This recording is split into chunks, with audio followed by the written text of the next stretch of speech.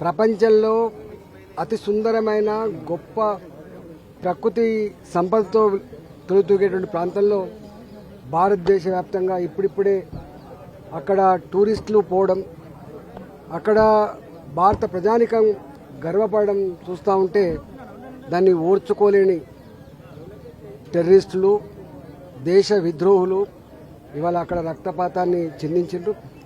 తప్పకుండా దీనికి మూల్యం చెల్లించక తప్పదని చెప్పి హెచ్చరిస్తా ఉన్నాం.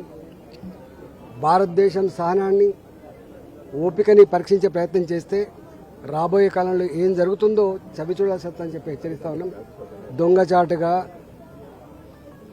మన మిలిటరీ దుస్తులలో వచ్చి పాకిస్తాన్ ప్రేరేపిత ఉగ్రవాదులు దొంగచాటుగా వచ్చి మన పౌరుల ప్రాణాలు ఏదైతే తీసిండ్రో దానికి తప్పకుండా మూల్యం చెల్లిస్తామని చెప్పి హెచ్చరిస్తా ఉన్నాం.